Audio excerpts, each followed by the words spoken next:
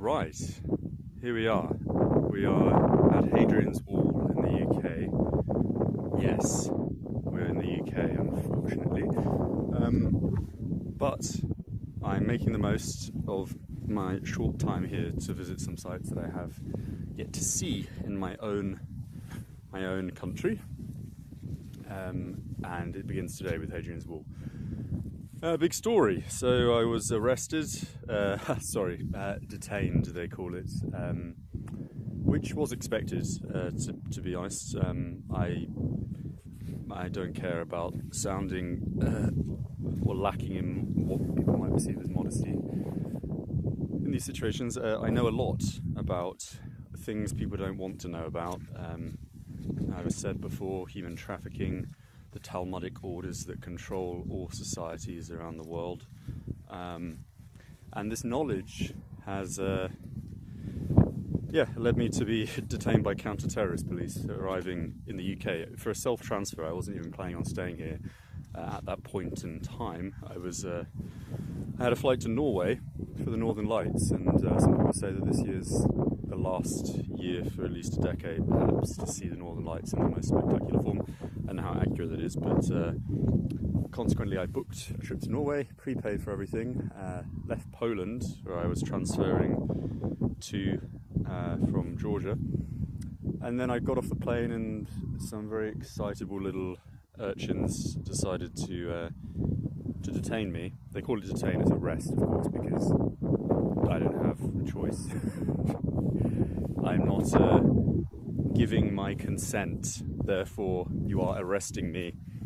They don't have to give a reason, and again, no one understands the law in this country, no one understands finance, and no one understands true politics, which is why every country is at the sort of closure of its golden era, if it is indeed currently in that golden era. Every society goes through that, and it's the same Talmudic orders that have initiated that process of deconstruction since, well, as far back as I can discover.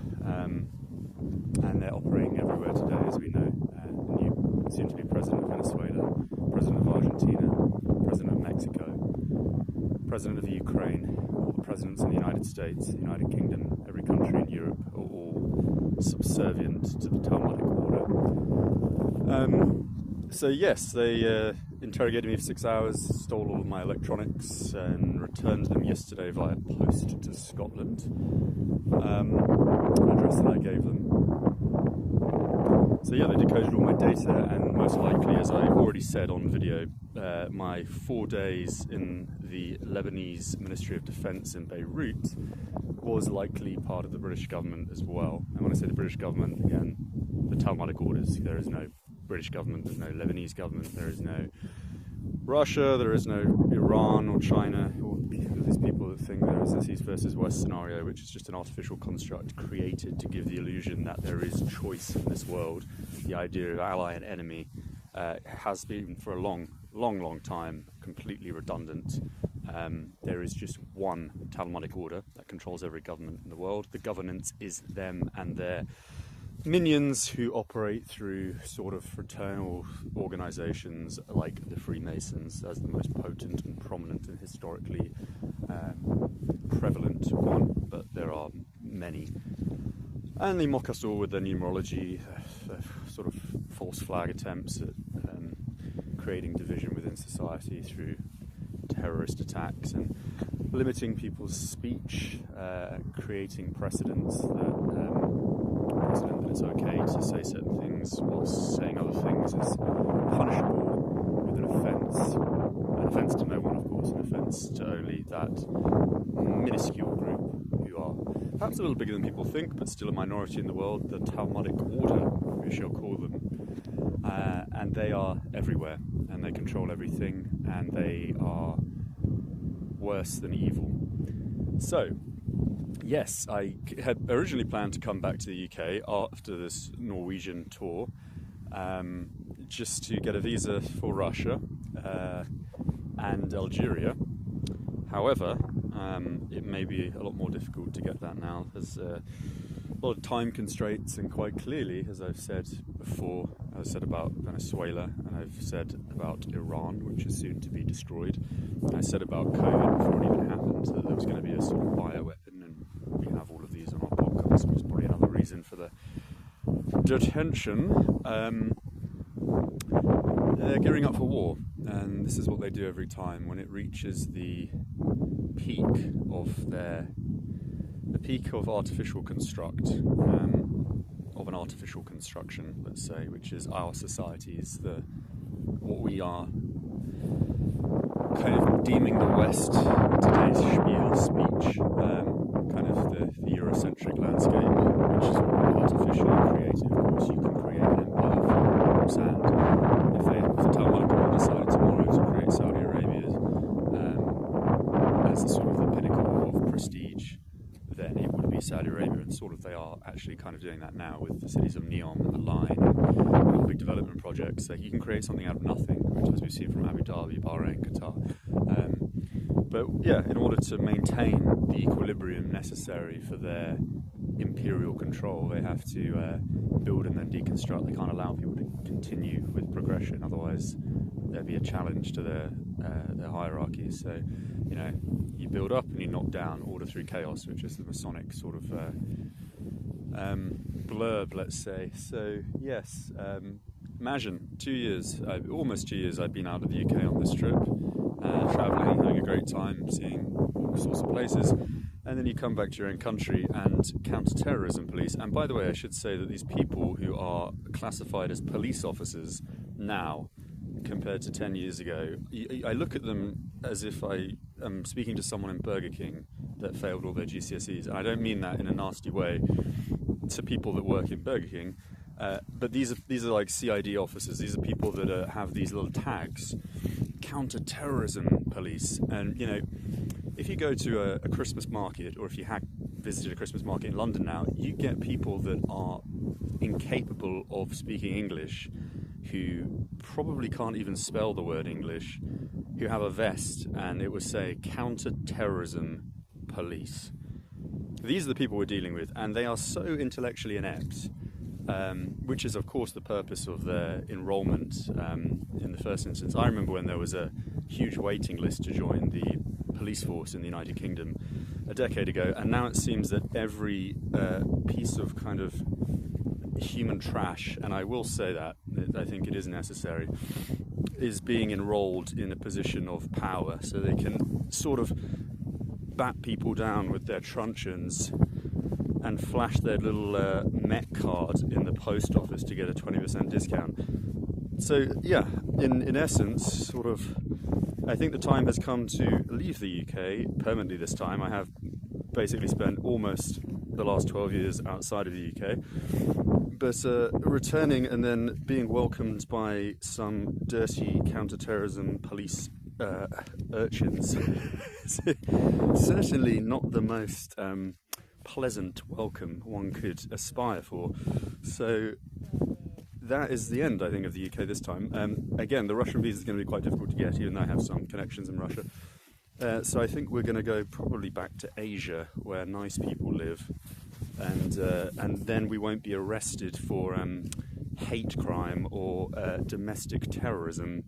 And just to let you guys know what's actually going on, there are several major prisons being constructed in the UK now for political prisoners.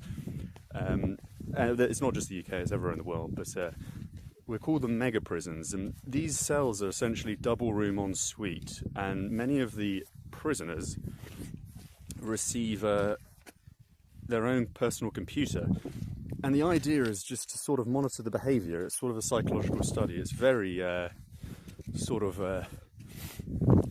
there's a good analogy in the US, I can't remember the name of the psychological study, but it's quite a famous one, where essentially you just monitor people's behaviour and get them to sort of grass on one another. And essentially the more you understand the mind of the activist, for lack of a better word, or your opposition, just like any business sort of practice would promote, the idea of investigating who it is you're trying to sort of undercut, who you're competing with. The same goes for the sort of the deep states, the people that are still branded as police officers, but at the higher levels. We're not really talking about police at this point. We're talking about private corporations like Interpol.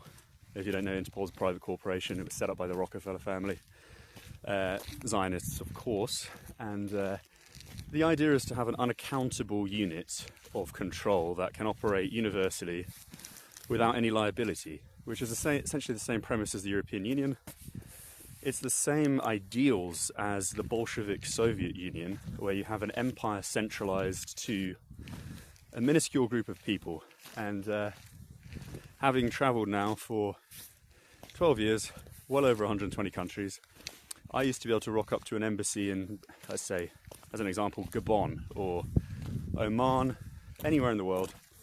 And every embassy concerning the UK had a certain level of autonomy. Consular, embassy, foreign office as a whole was somewhat autonomous relative to their position in the world. And what has happened in the last couple of years since the COVID scam is they've taken all authority away. And when I mean all authority, I mean every ounce of authority from the individual consulate or embassy. And therefore, if you show up with one leg at 2 a.m. because someone's blasted it off in Kabul, it's a bad example, let's say Islamabad, and what they'll do is they'll say, oh sorry, you need to call a number. They'll give you a little number, that's obviously London, or it's a centralised phone office in the UK, it's actually Glasgow I think, actually it's centralised to Glasgow and Liverpool, and you'll call them and you'll say, hello, I'm in Islamabad, I just had my leg blown off, I need some foreign office support, and they'll tell you, sorry sir, we're not currently open at the moment. Or they'll say, where is Pakistan? I never heard of that. Is that somewhere near Bradford?